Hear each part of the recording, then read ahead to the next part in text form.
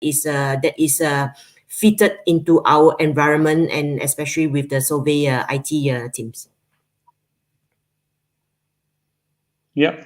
Okay. So now that you know Vanenburg and that you've had a positive experience, and you're really nice how you share your experience with us today. Are there other parts of the huge enterprise IT systems which you have around, which you are going to enhance in the future? Well, I'm not there to because here I'm more on the IS cloud application, so everything around Google Cloud for now. So obviously we have the aim is that obviously with all these new terms and new organizational model, what we have done is that at Solvay we have also the cloud office who is able to manage multi-cloud. All right, so for me, this is the first step to already secure Google Cloud and making sure that it's doing what the business is asking. So it's really talking about business outcomes with a better efficiency and productivity. And on the other hand, definitely there are a lot of topics going around. I'm just giving some thoughts. Food for thoughts for different teams as well. The purpose is also not just bringing Google Cloud on one hand and then other clouds on their own, right? So the idea is also to leverage so that we can all benefit from these cloud technologies. Yeah. Lilian, I want to thank you very much for this wonderful French-Dutch cooperation. We can really work together very well. You can see that, and I can also see how much they're talking about you, how much fun they had, and also how much success they had working together. And you've given an example of how all these Google Cloud applications, how they're everywhere, how you need to manage them. You've done a very, very good job, and thank you very much for sharing that with us, because that was wonderful. Yeah, thank you very much. Thanks. Okay. Well, wonderful. Then, and then, of course, the question is what everybody wants to know: how do we do that? You know, I mean, we've heard from Arjan and from Jan Baan the vision, and Arjan how basically they've done it. But under the hood, we want to see a little bit under the hood. So, what's a better person to talk to than Hans Don? And Hans, hi Hans, how are you doing? Hi Vincent. Yeah, I'm doing well, thanks. So, hi everyone. Well, you are the CTO. Yeah, you're the CTO. You are basically responsible for deliver all that stuff underneath the hood. Please take us and explain to us how you do all these, how you do that, and how you're able to develop, so quickly these applications that you could do it in weeks, in months, and sometimes half a year for a big project, and to connect to 200.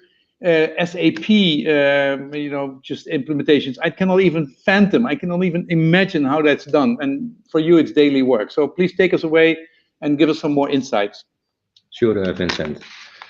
Hi, everyone. I'm excited to have the opportunity to tell something more about our approach to fast application development. The name EVA is already mentioned a couple of times, and I will tell somewhat more about the tooling we developed for fast application development. But before I dive deeper into this, let me first tell me more about the underlying vision on technology. Yeah, of course, technology should be has a goal, and in our mission is to, Jan already talked about that, application, enterprise, resource planning modernization, ERP modernization. So technology should serve that purpose to make enterprise systems affordable and agile. That's for us, say the baseline, and then. In our vision, core enterprise systems such as ERP should be kept as much as possible standard to make the upgrade path for the legacy as smooth as possible. And to avoid the situation of getting one monolithic and inflexible system, we recommend to develop customizations and extensions as much as possible in a separate layer on top of, and also integrated with the ERP system, the legacy system. This is also visualized in the picture that we earlier saw in the presentation of Jan Baan. We see the ERP as a foundation, and on top of that, the flats, we see the decoupled microservices that make the application landscape much easier to maintain. And when this layer is also operated within a platform such as Google that delivers the infrastructure, the variety of managed services, then the focus can be put solely on the delivery of value-added functionality for the business. We also embrace open source to minimize the vendor lock-in, and the open and flexible architecture makes it easy also to incorporate machine learning models in the solutions. ML is having impact on the way functionality is achieved. That's our vision, because we see that there are situations when it makes sense to not program every situation, use case in code, but let the code be learned through training with data. And all these elements from our vision on technology are reflected in our approach for fast application development. Another driver behind our approach is the trend that Gartner calls the democratization of IT, and then in particular application development. There are many no-code, low-code solutions popping up, enabling the citizen developer to create nice applications. And we have tried some of these in our practice, and we have seen that there are certainly benefits. You can achieve quick results, you can do quick prototyping. It helps to close the gap between the business and IT. A consultant can create nice applications together with the business. And also it's possible to create small and simple apps, say against relatively low cost. But also we have seen that there are some drawbacks in this approach. Often we see that there is a vendor lock-in, both for creating the applications, but also afterwards when you want to run the applications. Most of the times there is also cost involved. Also, when there are many customizations needed, yeah, you have the boundaries of such a system, so you are limited in the functionality that can be created.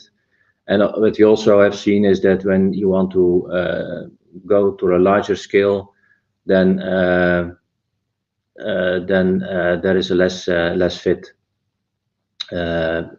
We see that yeah, both from cost perspective, but also technically it's not always very much possible to develop that to a robust application.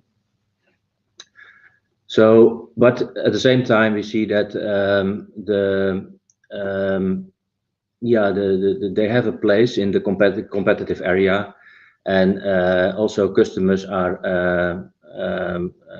using that as a benchmark. So they also expect from a software vendor that uses, say,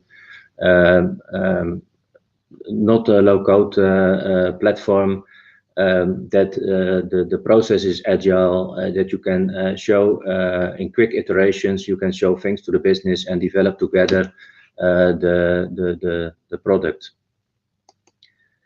So that's how EVA is born. So we have developed EVA as an internal tool to, on one hand, to have some benefits of the low-code, no-code applications, and on the other hand, to avoid the drawbacks of those tools in vendor lock-in and reduced limited scalability and functionality. So EVA supports our development process in requirements gathering, instant prototyping, and also rapid code generation. And it allows, say, a consultant who works with the business and a developer who is able to, say, do custom coding, work jointly together in the same tooling. EVA supports three phases. The first phase is the requirements gathering. Here the consultant will say register the requirements together with the customer, and is able to generate a prototype. It's a working prototype, which can be also used for data entry, for instance, so that the customer also can get say a good feeling of the product, can come with suggestions for improvement, and so we make sure that the requirements are gathered in a very good manner, and also very so the expectations of the customer are also very well managed in this way. After that, the consultant works together with a developer. The developer can generate the code both for the front end and for the back end, and starts customizing the application further in their own favorite development environment, such as IntelliJ or Eclipse. So, as I said, the consultant and developer are collaboratively working together in EVA. In general, the consultant will enter as much as possible the known information around the roles, use cases, say data model, based on, say, the fields that the customer wants to have in the various forms. The screens can be modeled, and also the workflow. And after that, the prototype will be generated and will be reviewed by the customer to get as much as possible the required inputs.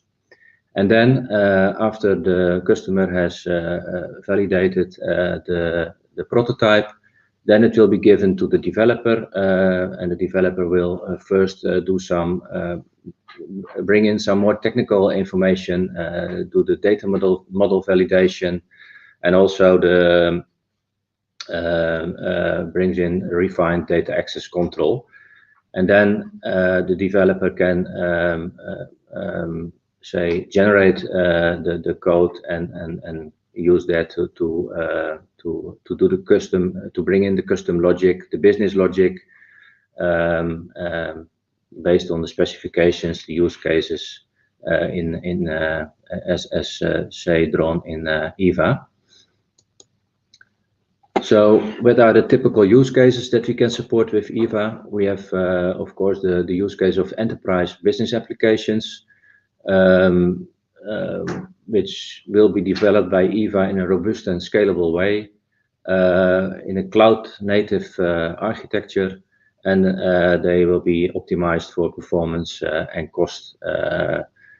The EVA will say support the microservices architecture, so you can develop multiple applications that can work together in a microservices architecture. And yeah, in that way, yeah, you create small applications that are easy maintainable, and next to that, you can also build apps to extend your core system, ERP system, on top with applications on top of ERP. And EVA supports both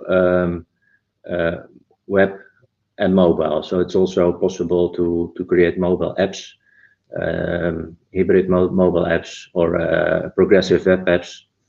So EVA makes it possible to add the power of the cloud to your legacy system.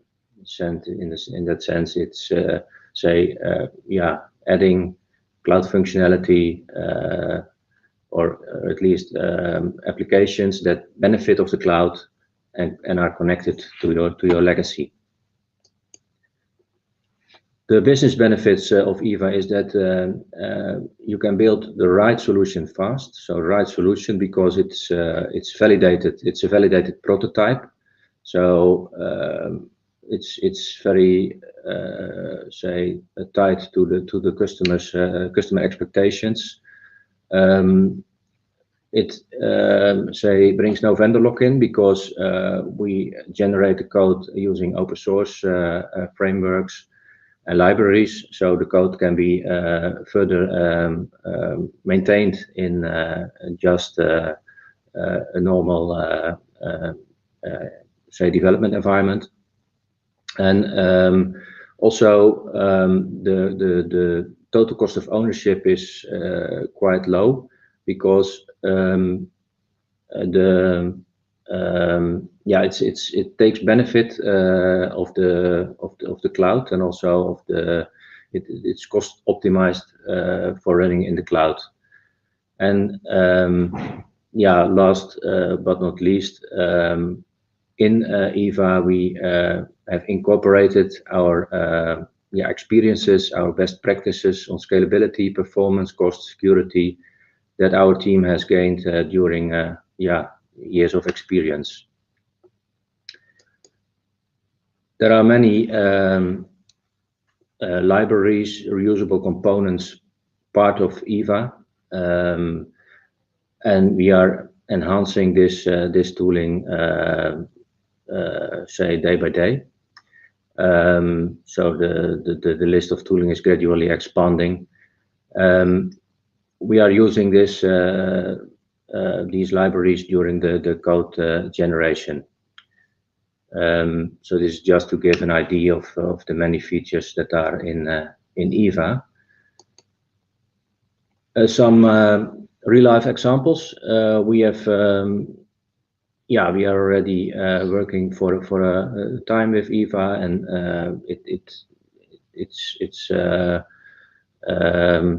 we created already many applications with it. One type of application is the enterprise business application. We developed such an application for 20,000 users, from which more than 1,000 users are using that also on a daily basis. This enterprise business application contains advanced workflows, and we could develop this with EVA, and 80% of the code was generated. 20% of the code we had to do custom, and we could do this with a smaller team and also in a shorter lead time. This is an example of an enterprise business application. Another example, App 2, is an example of an ERP extension, which is used for more than 10,000 users. It's integrated to a backend system. It delivers native mobile functionality. And also here we could generate 70% of the code. And we did the app development in a very short time frame of 1 month, with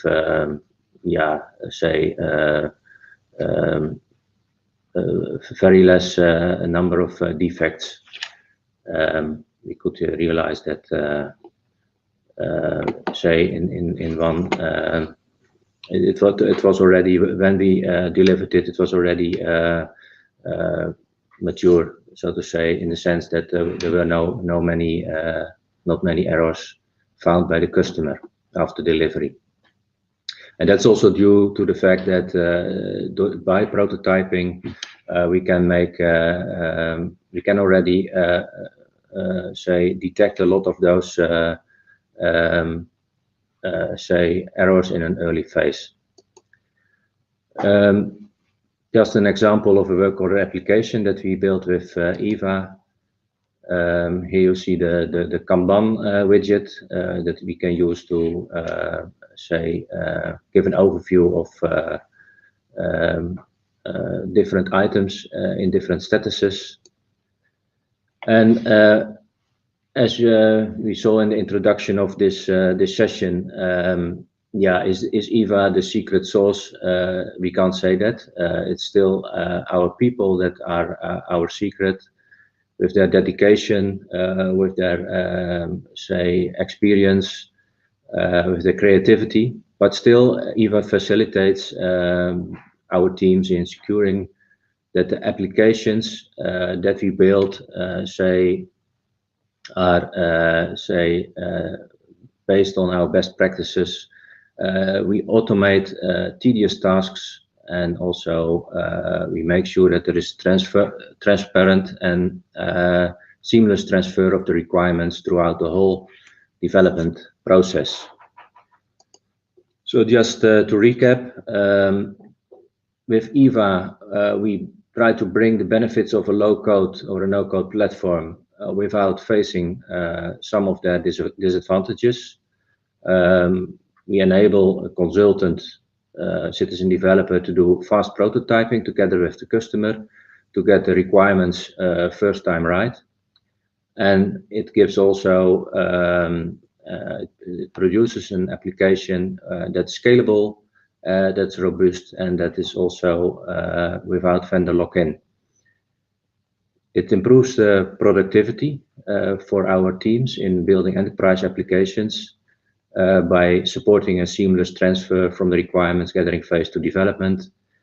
And it ensures that we apply our company-wide best practices, reflecting many years of experience in our products. So that's in a nutshell, EVA and how we use that in our development practice.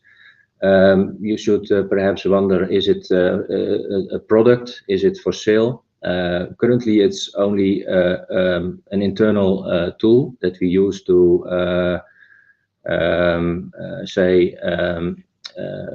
make our production process efficient, and produce applications that are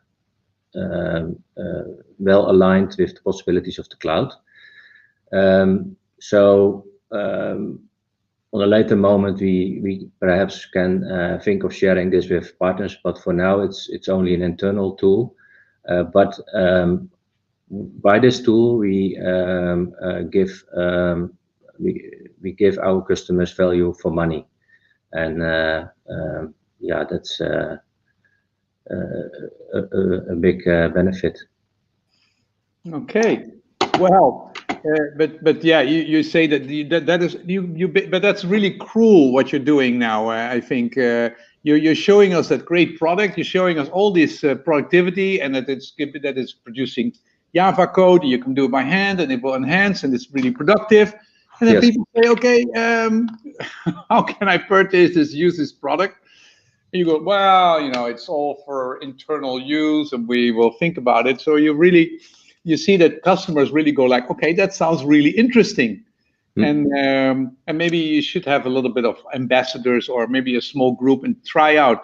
But it's always hard, an internal tool, to make that available for customers outside. Then you need to do a documentation and training, and you need to do all this kind of stuff. So I guess for the second question which Jack asked, are there any information resources, tutorial practices on how this really works? He wants to know more, and there's more people. Yes. Yeah, of course we can give a demo later on and dive into it. Currently, we are building a knowledge base around the EVA. In fact, it's more for internal usage, but it's a starting point. And but there is no at the moment we don't have a knowledge base live yet. Yeah. Okay, but you see, there's interest, and what happens a lot of times, you make tools, the tools work great, and you start selling the tool, and after a while, the tools are more important than the company. I've seen that many times, especially if the tool is as exciting as EVA is. Yes. So Hans, thank you very much. Keep on working on the tool, make it available for all the customers, and we hope that next year we can report and give an update on how she's doing. But maybe also have a separate webinar to basically show, to Jacques if how that really works. Maybe there's interest in that. Okay. In the Okay. interest of time, Hans, thank you very much. Great tool, and we will move on, because at the last we have a very exciting presentation of Wessel. And Wessel, hi, how are you doing? Hello. I'm doing fine, thanks. How are you? Yes, we're doing wonderful. I mean, you're Yes. the last presenter, and then afterwards we have a panel discussion with you and Lilian and Jan Baan, and I'm also asking our Jan with it. We're 15 minutes behind, but you have you have a typical thing which happens.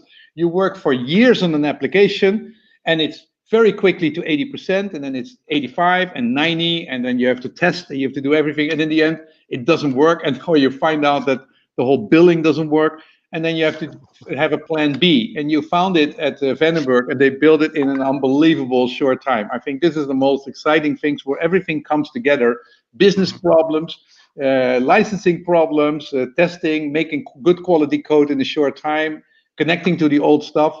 Tell us your story, Wessel. Yeah. Well, thank you. This solution actually was built with Eva. So let me just start with my presentation. Let me first quickly introduce myself. My name is Wessel Alve Jr. I'm CEO of the Staffing Group, one of the largest suppliers of flexible knowledge and capacity in the Netherlands. After having worked as a freelance IT consultant for several years, I joined the Staffing Group in 1999 to become director of a newly founded company within our organization. After a big reorganization in 2011, where all different working companies were merged into what we now know as the Staffing Group, I fulfilled several management roles until I was promoted to CEO in 2013. So where there's junior, there's also a senior.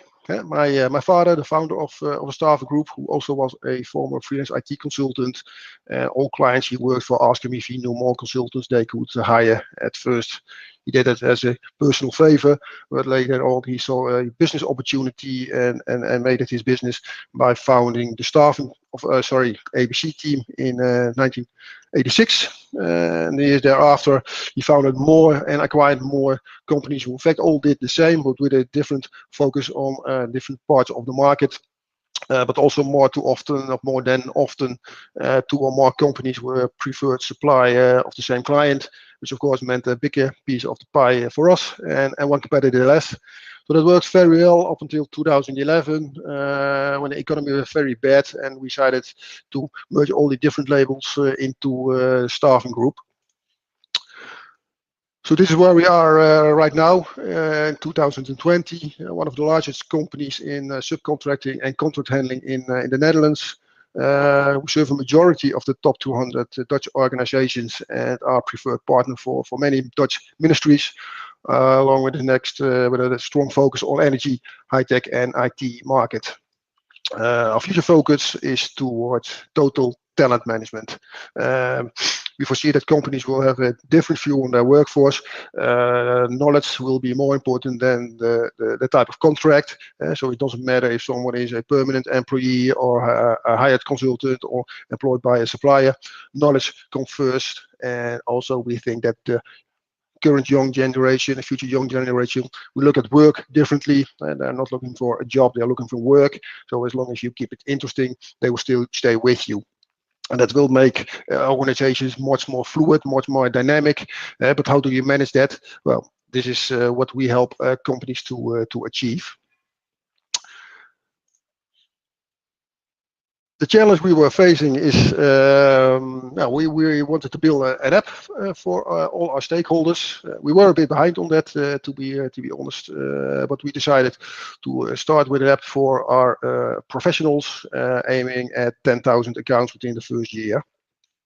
The goal was to give them more control and insights in the whole process from request to invoice via this app. And therefore, it had to integrate with our Salesforce, Unit4, and Lotus Note back office applications. We've been working on it with a low-code platform for almost 2 years, but did not succeed to finish it for several reasons. Some of course are ourselves to blame also, but along the way we've heard that in prior presentations we found out that it was rather difficult to build the more complex functionality in the no-code platform, but also the license costs and structure made it very expensive for large communities, as ours, because on top of the license fee, you have to pay for every account, whether it's active or not. And we had some challenges with connecting it to our back office, because the tool itself had no connectors at all. So we decided to change and rebuild the app. For us, it's very important because this app is the first of more in building an engagement layer with all our stakeholders into one ecosystem. So with our clients, suppliers as consultants, and our goal was to strive to more engagement, higher customer satisfaction, and save costs as well. We didn't want a standard solution, because we think that an app is a very important means of communication.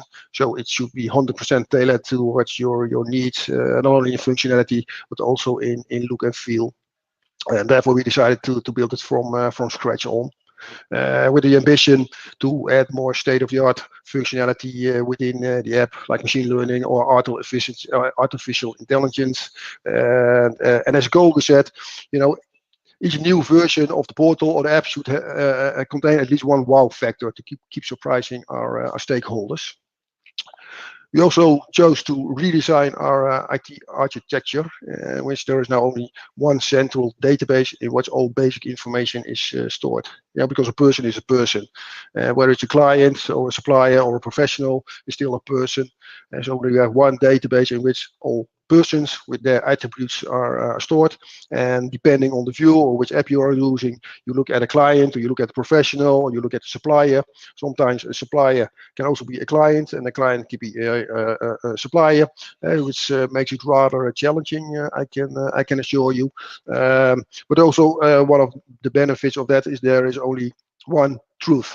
All our employees also have access to this portal, so we see exactly the same as what our client is looking at. So if there's any questions, that makes communication much easier. So we decided to build this portal as a front app in our communication with the clients, suppliers, and professionals, which is built, like I just said, on a Google Stack with Eva, and in just 2 months, and now integrates seamlessly with our back office with use of Dell Boomi as an enterprise service bus. It also is available as a native app for Android and iOS.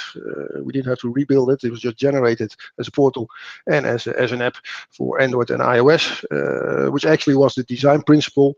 App first, because we want our stakeholders to be able to search for information whenever they want and wherever they want. And with Google Cloud is a very scalable solution. There are no limits. It's ready for additional functionality, but also a unlimited number of users. And key functionality in this first version, the MVP of this app, is around requests, invoices, and contracts. I have a few screenshots of the app to show how it looks like. We seized the opportunity to rebuild the app using the latest design principles, and like I said, we made it completely in our look and feel, so it integrates nicely with our website and other means of communication. On the left side, you see the home screen after you log in with the most relevant data at a glimpse. The middle screen shows the current running applications and their status. You can zoom in on those and manage those applications. And on the right, you see the example of the timesheets. You can upload timesheets and invoices to this app, and then of course they will be handled by our back office. There's another example. Like I said, there's also a portal, because we think that some things just read better on a big screen. There's some neat functionality on the right. It's the track and trace system we incorporated in our solution. There's a track and trace on requests, but also on invoices and on contracts. So if anyone wants to what status is, where they are in the process, they can look it up 24/7 without the need to contact us first. A last example of some functionality. You can choose your own payment term. Of course, we have a standard payment term at no charge, but with each invoice you can choose either for 8, 3, or even same-day payment if you give us a discount. This is used quite a lot, so we wanted to make that as easy as possible. So what are some of the key benefits of this new solution? No vendor login. If we want to take a solution elsewhere, we can do that at any time. No strings attached. We've built a solid base now for further development, and though it's still in pilot, of course we expect positive business outcomes. The app was developed in just 2 months. Of course, we're a head start from the lessons learned from the previous period and at that time current version of the app as an example. But still, we expect a return on investment within 6 months, looking at savings in time on our side, but also cost savings in software licenses. We saved big on license fees, and cost per user went almost to nil. Except, of course, for storage.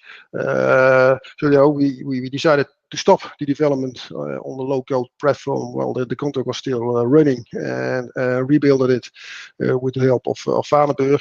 And now we already saved money and a multiple of that in the near future, of course. And with Google, it's very flexible. You pay for what you use, either upwards or downwards, and we've seen it with other platforms that it's very easy to scale up, a bit more difficult to scale down.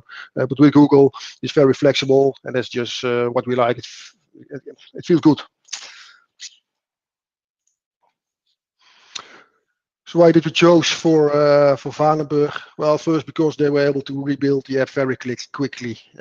We lost little time when we started over in development. Which I think was very important because our business and our employees were expecting the app, and we had to postpone the go live several times. So we didn't want no more delays.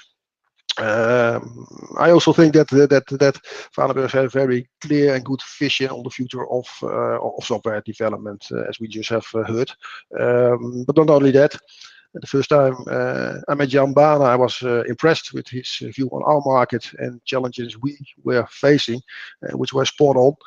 So they are a knowledge partner in more than one way to us.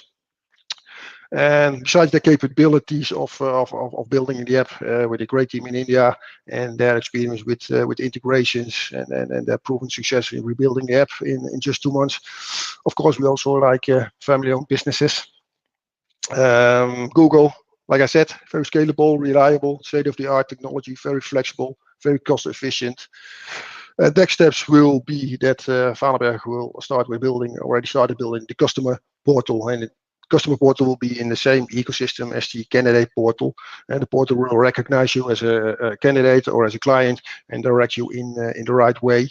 And of course, we will continue to add functionality to the current portal as well. That's it. Thank you. It's well, maybe a bit on high speed, but I was on a tight time slot. So yeah, if you want to learn more about this or our organization, feel free to contact me at any time. Thank you. Wessel, thank you Yes. very much. What a great story. I mean, it's really like the first question we have. What was that other platform which you basically used to spend the 2 years on developing that application? It was Mendix. Mendix, which is an extremely successful company. It's just also Dutch, Yes.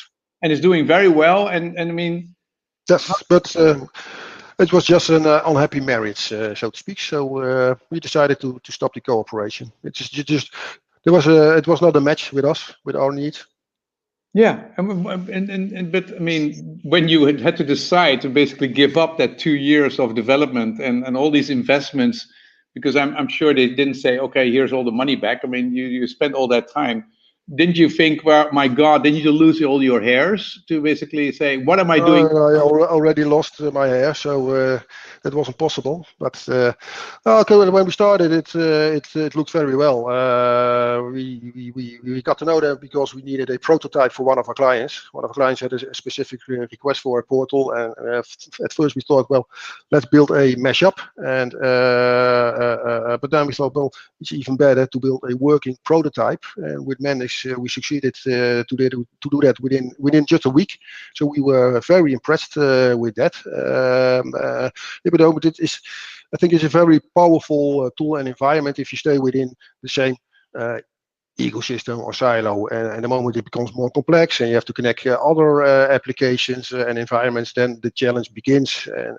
And also, like I said, the license fee, the cost structure was just not what we expected at first. Yeah. You basically had to pay for a productivity worker, the license, and you wanted to basically extend it to everybody who was just a freelancer or anybody who was involved in any way with your company. And that was yes, we want of course everybody we know to have an account for this portal, but not everybody we know is active.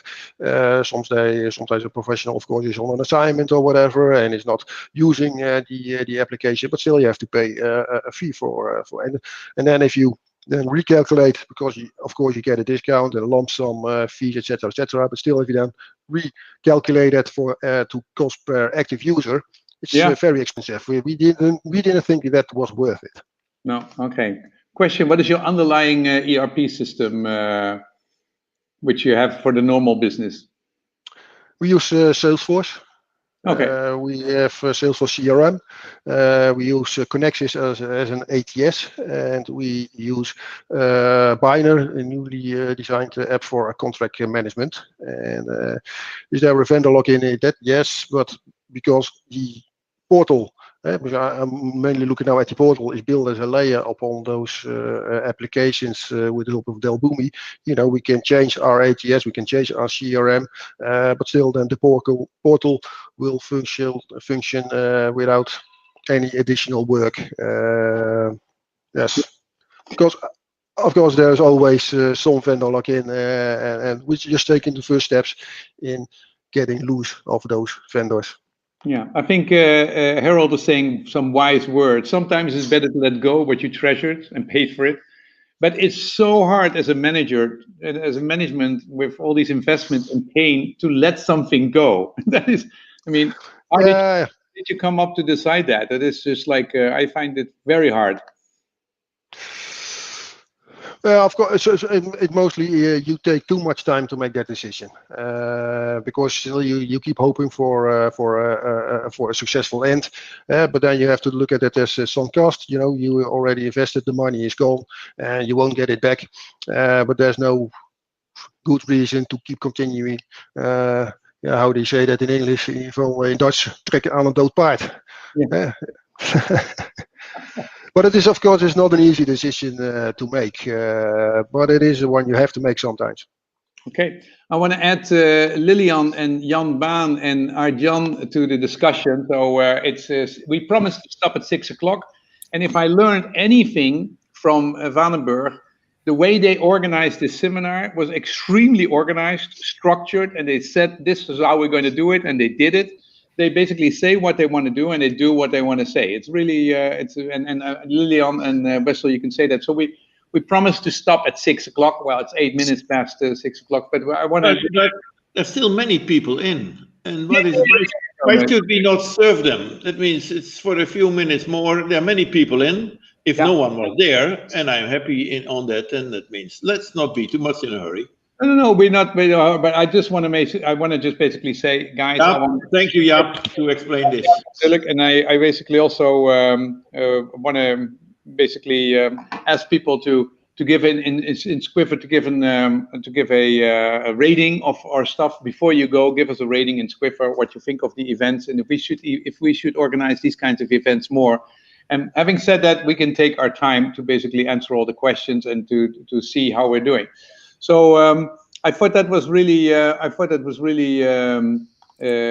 wonderful example of the client stories. Wessel and Lilian. I mean, Jan basically gave the vision. Jan said how they did it. Hans showed us a tool which is extremely wonderful. Let me and join hands too. Hans, EVA is very popular. I mean, EVA is an internal tool, but it is really popular. Is that also something you've noticed, that these people, Lilian and Wessel, first start with Lilian, that if they say they're going to do something at Vanenburg, that they're quick and that they get back to you? How is it to work day to day with them? Yes, for me, it's really a very positive collaboration. It's just, for me, I think, the beginning of our journey together. And I think we still have a long way to go. All right. So for me, it's about accessibility, reactive. Sometimes it's just all about agility, that what we are looking for. And that's also one of the very first important point why we have chosen Vanenburg, is really about customizable and flexible. Yeah, and also reactive and communicative, I guess. Yeah, Jan, I mean, you're the co-CEO of the company. How did you build that? How did you build that culture? That I mean, if customers would talk to me about that in this way, I would glow. I mean, I would be very excited. And if they're willing to say that for the world, that's really. But how is that structure being? How is that company culture being built? Well, before answering your question, let me first say thank you, Lilian, thank you, Wessel, because I think this was what makes us and what get us out of our bed. Not just me, but all of us. And I think it was already explained by Hans. I think yes, we do think about good tooling. We do think about great partnerships with Google, with Salesforce. Yes, we do think about adopting all these best practices. But I think the secret sauce and the secret weapons is really our people, not just all of our people. They're based here in Putte, or they're based in India. I think also last few months we've celebrated many occasions where we had a bunch of people who were already for 10 years, for 15 years, some of them even for 20 years with the company. So I think that is really our secret weapon. Not just only the best practices we adopt, but a great team. And well, it's just a matter of also doing good at doing better, very good at, and really making sure that everybody's aligned and running in the same direction. So keeping focus and keeping sure that everybody's aligned towards the goal of adding business value. Yeah, that's maybe we inherit some things a little what they still calling the famous BAIN culture. Where we still see in India, where I have now 13,000 links to my LinkedIn contact. They are the BAIN Knights, and we have this elements of the culture. And the one crucial element is better to ask for forgiveness than for permission. Respect, and we call it always the 3 I's. The I is we deal with innovative people, with intelligent people. That's sometimes a problem enough. Now, we like to make these intelligent people more innovative. And second is very much important. If you have innovative people, yeah, and if they're introverted, it's not so good. We take the other eye to even not ask their mother, but better ask for forgiveness to make them initiative. But the last is the most important one, is integrity. And then what we see is a win-win. Many people work 25 years for us, but all who work for BAIN make their career. We have thousands of people who are now leaders around the world. And even we have the benefits from this one. And it is also a little what we inherit from the past. Yeah, I see that indeed in your LinkedIn page, that a lot of people, you refer to the fact that they work for BAIN and that it was that's the way which shaped them and which gave them proud, and that they still love to interact with you and work with you. So that is a nice tribute to this company. Hey, Wessel, how did you find Vanenburg? What kind of process do you follow when you are suddenly stuck with a 2-year-old project, a dead horse? How do you find somebody like them? My father and I were introduced to Jan Baan via a mutual acquaintance. So we got to know each other, and we kept in touch. We were also invited for the previous client day, and like I said, it was a very good conversation, because I think it's important that a supplier not only have a vision and delivers the good work, but there also has to be a personal connection. And well, I feel that there is one. And it's as easy as that. Yeah, no, so that's the personal connection. Well, I think If you look at where you are now, Jan, you have a bunch of clients which are very happy, and then you have a vision. What is your plan for the next couple of years? That was the question asked. When is the product ready? Now, let me say, I started not for nothing first with the BAIN. Core elements of BAIN was the BAIN shell. And we did not sell the BAIN shell, but we have two guys, Theodor van Dongen and Johan Rosman, working together on the same moment. If you sell a tool, before you have feedback, take you 5 years. And you make not the money. We see the tool in the beginning as our components for the factory, eat your own dog food. And therefore, we were not in a hurry to sell it, although it's come there. We see this next step could be already franchising. If we take a kind of, say, boutique firm, could be in Indonesia, could be anywhere in the world, with 20 people who understand customers, we can adopt them and bring it in, not in a hurry for selling. Because in BAIN, we never sold the tools, but the market cap came to 10 billion. Now, some people, like Progress, we are the same in competition, make the money from the tools. But we make money from the applications. That's more important than the interface. That was a little the hard stuff in Chorus. We had not content enough, and it was hard. We learned a little our lessons. We were amazing technology in Chorus. Stephen and the top analyst was even ranked us even in the top. Stefan Reed, even they ranked us in the top. We are real in the top, but too early. Yeah. And therefore we say, okay, it's better to be in the hand of the customer and bring that together now. Yeah. What is important for me, the beauty is, it's a company we deal now. I'm the only board member without a board, and I'm the only shareholder, but I have not so much to say. There are two co-CEOs two of my sons, but okay, it's fun to do this. And I think we bring the element of the past into this. And now we can do with 120 people more than with 1,200 people in the past. And therefore, it is not per se needed to grow to 1,000 people, in my opinion. And let it go. We are not in a hurry. But I think high promising elements if you look to the future, but especially for our customers. And the biggest benefit you have if you deliver to the customer. Under promise and over deliver. Still, I think somebody says here, Jane says, kind of funny, ABS was developed as an internal tool. I remember that because Werner Vogel is the CTO of Amazon, and he's a Dutchman. And he says, we built this system because the IT internally of Amazon was horrible. You could never get anything done inside Amazon. Everything took months.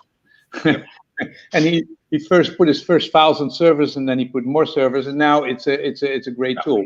Still, Hans, you have this baby now, Eva, and really it's helping 100 people developing. Jan, what do you think is the future for Eva to basically look at this tool and to make it open for the customer so that you can provide them the tool and the vision and the hands to create new applications? Yeah, so the main reason, the main strategy of keeping it right now as an internal tool is really productizing and further sharpening it up. So doing good at where we already started on, and doing better for what we have been doing with the first application and the first projects. So the first focus of the coming months is making sure that right now maybe the productivity has been doubled or tripled, but we are not satisfied yet. That's where we are productizing it. That's where we are really tapping on the genes of all our great guys to make sure that this becomes really a rock solid platform where not only us we are proud of, but our customers are loving it because of the reason that we have lowest total cost of ownership for delivering an open, no lock-in application. The next step is indeed to work with some kind of close friends in terms of consultancy firms, external guys who can tap on this knowledge, can use this best practice. So that's the next step, the next wave of engagement we are starting to think of. Lessons learned from the past. We don't have a roadmap for 5 years where we'd like to be from now, but the next step is make sure that also external consultancies can be using the same productivity tooling. Yeah, make care that we have he cannot wait until you bring it to the market. So maybe he should be happy to have one problem more. We have one problem more. We have not one, but we have two children, and the other one is Collabor. And there's the two elements. One is for microservices, and the other is for micro app. And that's even more on the zero coding. And together they are an extremely strong team. There we built already tools. We're running millions of collecting stuff, also proof point ones. These two ones make it extremely complicated compared to the traditional low-hanging fruit where we see the constraints from other ones, and they can replace most of the backend into citizen development. EVA is more for, say, business citizen, and the other is more for the end user citizen. These two ones, in my opinion, there I spent all the last years where the company was big underwater, my private money for it. I believe very strong in this one, and it's my dream to continue this, and we'll see. Yeah, so there are two of your children. Well, Hans, you, as a CTO, you're now also you also have two children, so Kleber and Eva. How do you think they will grow up in the next couple of years? Sorry, can you repeat, Vincent? Yeah, I'd say you're as a CTO of the company. You also have two children. You have Eva and you have Kleber. How do you think they will grow up in the next couple of years? Yeah, that I think that requires a bit of focus and dedication, but yeah, it's also we position those products also differently, but also they need to be able to work together and complete the landscape. Yeah. Of on top of the legacy. Yeah, but take good care of those children and make sure they grow, make sure they basically live and they go out to the world and to all these other people. Wessel, I want to end up with two questions for Wessel and Lilian. If you look at Vanenburg and you work with many vendors all over the world, what do you think their next steps should be? I'm starting with Lilian because I mean your company is like a big empire. It has huge amount of countries. Huge amount of business lines and things. How do you think they will grow in your corporation, the cooperation between the two of you, your companies? How do you think it will grow in the future? Yeah, for me, I really like the idea about the collaborator and Eva. So it was really also one of the many years back when I told this discussion. We had this discussion with Arjun before. So on Eva and collaborator, it was also one of the concept that we had at that time. Okay, it was really about on an intranet platform. How can we hide the complexities? How can we hide all the multiple backend systems behind for the employees to get a better user experience, right? So we didn't really develop that feature, but although the feature was kind of defined at that time, so there was like maybe 3 or 5 years back, and now it just I was so happy that when Arjun and the team showed this collaborator and Eva, and I think this is really, for me, it's really key. And I think at any enterprise or even whether if you're small or big, I think there is a path to go, and the journey is there. We might need to be to in order to achieve to go into that kind of a task and micro apps environment. All our IT systems has to be ready as well. So meaning that they are able to expose their API, getting API, and all that stuff. So I think from an enterprise perspective, I think we still need to go somewhere within our IT system and landscape before we arrive at this stage of experience. Yeah, but you see a lot of future possibilities in work on joint projects and slowly revitalize this whole beautiful, big, huge core of enterprise IT. Wonderful. So yeah, and it's important because I think vendor lock-in is one very important point that we need to think about in advance, okay? And also about reversibility, because today we have so many people able to come out with new products each day, creating new user experience, and that's really eye-catching, right? So people will definitely fall for things, and at the end, what is the right IT strategy? Do we want to make sure that we have a stable and robust architecture, backend systems that are standards, and then we try to have really innovative kind of applications that fits really needs. So for me, this is really key, and I think you guys have the right vision, and I do share this vision. So I'm happy to see where we can go towards that kind of a direction. Okay. Well, before I ask Wessel that same question, I just want to I have one for Arjan here. He's saying, after seeing the different cases and noticing these are sizable organizations, should I assume a budget threshold for organizations? Where does it start? For who can basically afford you as a supplier, is what this guy is saying.